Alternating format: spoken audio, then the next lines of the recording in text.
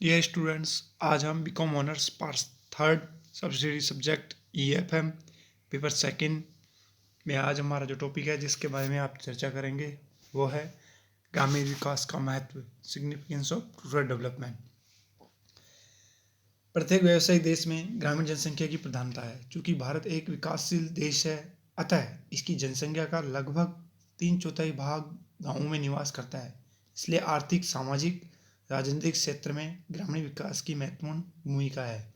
भारत में ग्रामीण विकास का महत्व निम्नलिखित बिंदुओं के आधार पर रखा जा सकता है, जिसमें पहला है ग्रामीण विकास का आर्थिक क्षेत्र में महत्व, यानी इकोनॉमिक सेक्टर्स में रूरल डेवलपमेंट का क्या महत्व है, उसके बारे में हम चर्चा करेंगे। पहला बिंदु है कृषि का विकास, डेवलपमेंट ऑफ एग्रीकल्चर।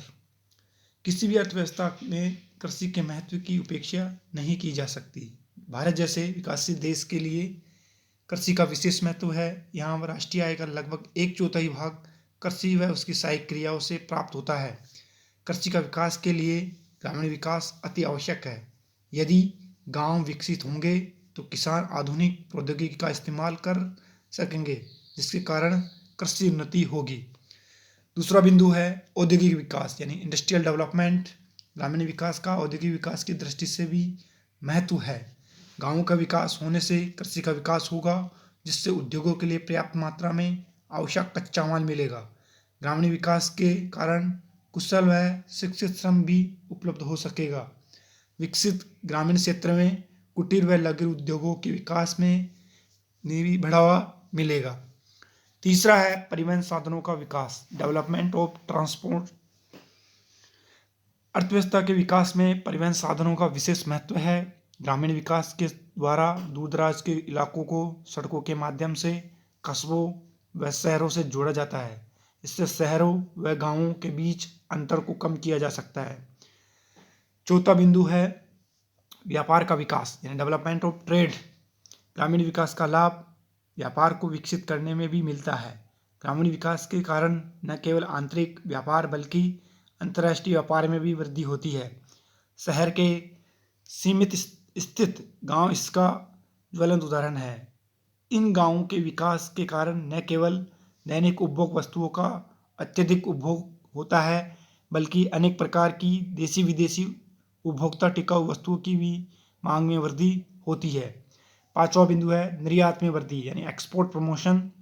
अगर हम बात करें, ग्रामीण विकास निर्यात में वृद्धि करने में सहायक सिद्ध होता है। प्रत्येक वर्ष 1996-97 में भारत के निर्यातों में कृषि एवं संबद्ध उत्पादों का प्रतिशत 20.4% था, लेकिन 1999 में यह घटकर 18.1 हो गया और 1999-20 में 14.6 हो गया। ग्रामीण विकास करके इसमें वृद्धि की जा सकती है। ग्रामीण विकास से कृषिजन्य पदार्थों, कृषि आधारित उद्योगों एवं हस्तकौशल की वस्तुओं के निर्यात योग्य अतिरिक्त में वृद्धि होती है। छठा बिंदु है रोजगार अवसरों में वृद्धि, यानी increase in employment opportunities. Bharat में इस समय 2 करोड़ से अधिक पंजीकृत एवं गैर पंजीकृत बेरोजगार है तथा बेरोजगारी में दिन प्रतिदिन वृद्धि हो रही है। अतः रोजगार के अवसरों में वृद्धि करना नितांत आवश्यक है। ग्रामीण विकास के द्वारा स्वरोजगार यानी सेल्फ एम्प्लॉयमेंट को प्रोत्साहन देकर रोजगार के अवसरों में वृद्धि की जा सकती है। ग्रामीण क्षेत्रों में पशुपालन, दुग्ध उद्योग, ऊन उद्योग, रेशम उद्योग, मधुमक्खी पालन, मत्स्य पालन, सामाजिक वानिकी आदि का विकास करके बेरोजगारी को कम किया जा सकता है।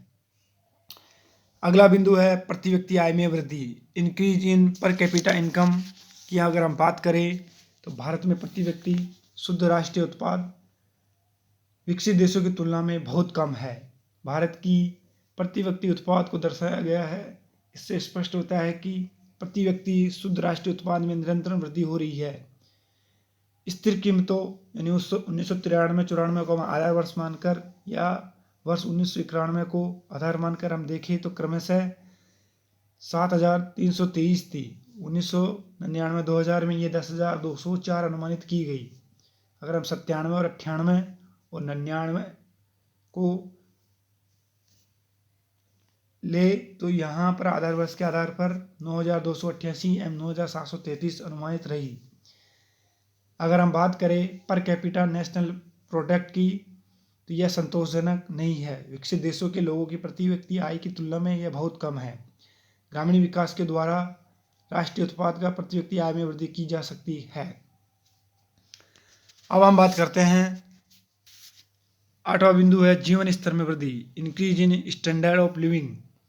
भारत में ग्रामीण जनसंख्या का जीवन स्तर बहुत नीचा है। ग्रामीण विकास से ग्रामीण लोगों को बेरोजगारी दूर करके उनकी आय में वृद्धि करके उनके जीवन में सुधार किया जा सकता है।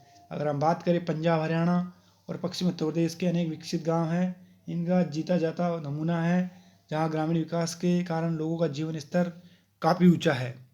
अगला बिंदु है न्यूनतम आवश्यकताओं की पूर्ति, सप्लाई ऑफ मिनिमम नीड्स। आज देश में लगभग 25 करोड़ व्यक्ति रोटी, कपड़ा व मकान की अपनी न्यूनतम आवश्यकताओं की पूर्ति करने में असमर्थ है। यदि गरीबी की स्थिति में 1990 के दशक में कमी होना जारी रही है, लेकिन इस तथ्य को नकारा नहीं जा सकता कि देश में लगभग 1/4 जनसंख्या का न्यूनतम आवश्यकता सुविधाओं से वंचित है, कुपोषण का शिकार है। ग्रामीण विकास के लिए इन गरीबी तथा असहाय भारतीयों की न्यूनतम आवश्यकताओं की पूर्ति की जानी चाहिए। अगला बिंदु है 10वां, आर्थिक संरचना का निर्माण, बिल्डिंग इंफ्रास्ट्रक्चर। किसी भी देश के समग्र विकास के लिए गांवों के आर्थिक संरचना यानी इंफ्रास्ट्रक्चर का निर्माण करना अति आवश्यक है। ग्रामीण विकास के द्वारा गांवों में ऊर्जा, परिवहन तथा दूरसंचार जैसे महत्वपूर्ण साधनों का विकास करके आर्थिक संरचना का निर्माण किया जा सकता है।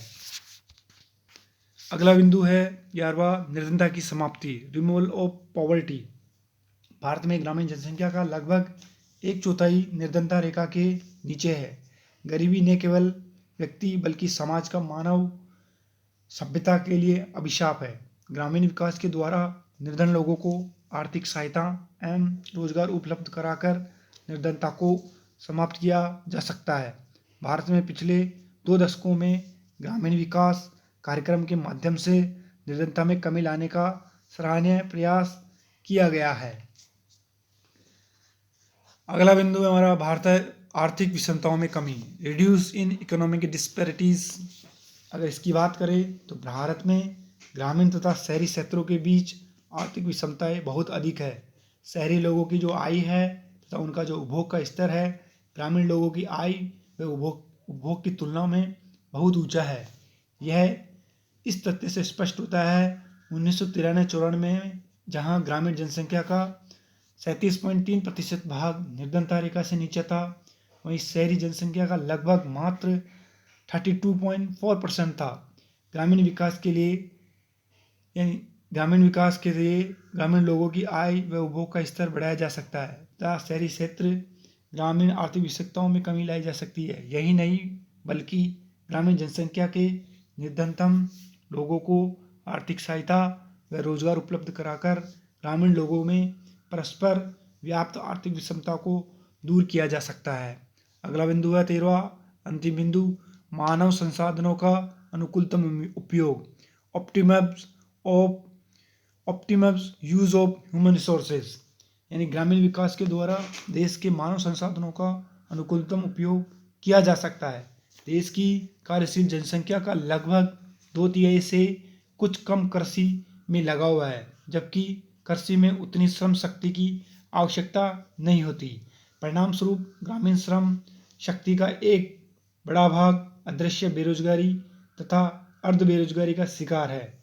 ग्रामीण विकास के द्वारा गांवों में कृषि से संबंध क्रियाओं, लघु व कुटीर उद्योगों तथा हस्तकौशल को प्रोत्साहन देकर बेरोजगार मानव शक्ति का अनुकूलतम प्रयोग किया जा सकता है। इसके अलावा भी और भी अन्य आर्थिक कारण इसमें आता है, जैसे आर्थिक शोषण की समाप्ति, चेक ऑफ इकोनॉमिक एक्सप्लोशन। अगला आता है आर्थिक सत्ता का विकेंद्रीकरण। और भी अगर हम बात करें तो अगला आता है सामाजिक सुविधाओं की पूर्ति, आवास समस्या का हल, जिसके बारे में हम संक्षिप्त में चर्चा कर चुके हैं।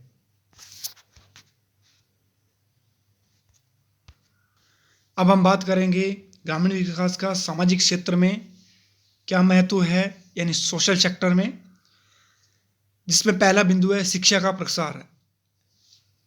ग्रामीण विकास से शिक्षा का प्रसार बढ़ेगा। गाँव के अनेक लोग चाहते हुए भी आर्थिक मजबूरियों के कारण अपने बच्चों को शिक्षा नहीं दिला पाते। ग्रामीण विकास से लोगों की आय में वृद्धि होगी, परिणाम स्वरूप वे अपने बच्चों की शिक्षा के लिए तत्पर होंगे। दूसरा है चिकित्सा एवं स्वास्थ्य सेवाओं में वृद्धि, expansion of medical and health facilities. देश के गांव पिछड़े हुए हैं, इसलिए वहाँ चिकित्सा एवं स्वास्थ्य सुविधाओं भी पिछड़ी हुई है। सामाजिक सुविधाओं के अभाव के कारण योग्य चिकित्सकों गाँव में जाना नहीं चाहते। ग्रामीण विकास में इस समस्या का हल किया जा सकता है। तीसरा है सोशल यानी सामाजिक उत्थान यानी सोशल एम्प्लॉयमेंट। आज़ादी के इतने वर्ष बाद भी हम सामाजिक दृष्टि से पिछड़े हुए हैं। आज भी गाँव में छुआछूत, अंधविश्वास, डोरे ताबिज, भूत पिशाच, नरबली, सती प्रथा, बाल विवाह आदि का बोलबाला है। ग्रामीण विकास तथा शिक्षा के प्रसार से इन सामाजिक समस्याओं पर काबू पाया जा सकता है, जिससे देश का सामाजिक उत्थान होगा। अब हम बात करते हैं, चौथा बिंदु है हमारा जाति प्रथा की समाप्ति। देश में न केवल शादी विवाह बल्कि राजनीति में भी जाति प्रथा का बोलबाला है। परिणाम स्वरूप प्रतिवर्ष लाखों बेमेल विवाह होते हैं तथा योग्य एवं निकम्बे जनप्रतिनिधियों का चुनाव किया जाता है। ग्रामीण विकास से लोगों के आर्थिक, सामाजिक, शैक्षणिक स्तर में उन्नति होगी तथा जाति प्रथा की बुराई का कम की जा सकेगी। पांचवा बिंदु है सामाजिक मूल्यों की स्थापना, एस्टेब्लिशमेंट ऑफ सोशल वैल्यूज़। इसकी बात करें हम तो देश में मानव तथा सामाजिक मूल्यों का दिन प्रतिदिन ह्रास हो रहा है।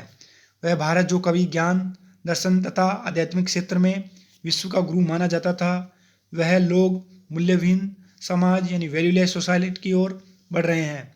ग्रामीण विकास से इस पर रोक लगेगी तथा सामाजिक मूल्यों की पुनः स्थापना की जा सकेगी। छठा है नगरीकरण की समस्या का हल यानी solution of the problem of urbanisation. शहरों में व्यापारिक एवं औद्योगिक विकास के कारण जनसंख्या का दबाव बढ़ता जा रहा है। ग्रामीण जनसंख्या का एक बहुत बड़ा भाग नगरों व कस्बों में प्रवास करने लगा है। शहरों में बढ़ती हुई जनसंख्या के कारण नगरीकरण की अनेक समस्याएं उत्पन्न हो गई है। उदाहरण के लिए तंग एवं गंदी बस्तियों का निर्माण, प्रदूषण, सामाजिक सुविधाओं की कमी इत्यादि। इन समस्याओं के कारण करोड़ों भारतीयों को शहरों में नारकीय जीवन बिताना पड़ता है। ग्रामीण विकास के कारण प्रव्रजन यानी माइग्रेशन पर रोक लगेगी। फलस्वरूप नगरीकरण की समस्याओं को हल करने में सहयोग मिलेगा। सातवां बिंदु है जनसंख्या नियंत्रण यानी पॉपुलेशन कंट्रोल। 1991 की जनसंख्या के अनुसार भारत में 84.6 करोड़ जनसंख्या थी, जो अभी फिलहाल अगर हम बात करें तो 130 करोड़ जनसंख्या हो चुकी है।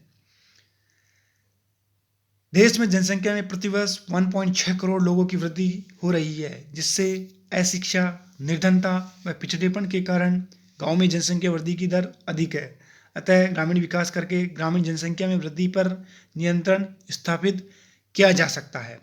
आठवां बिंदु है जनसंख्या में गुणात्मक परिवर्तन यानी क्वालिटेटिव चेंजेस इन पॉपुलेशन।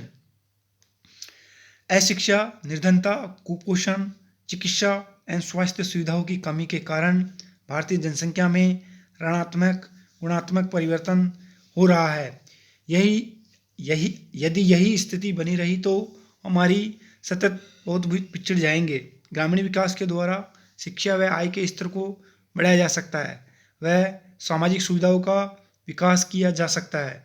इससे जनसंख्या में धनात्मक गुणात्मक परिवर्तन यानी पॉजिटिव क्वालिटेटिव चेंजेस आएंगे तथा सतत विकास में सुधार होगा। अब हम कल के वीडियो में ग्रामीण विकास का राजनीतिक क्षेत्र में महत्व यानी significance of rural development in politics sector के बारे में चर्चा करेंगे। Thank you.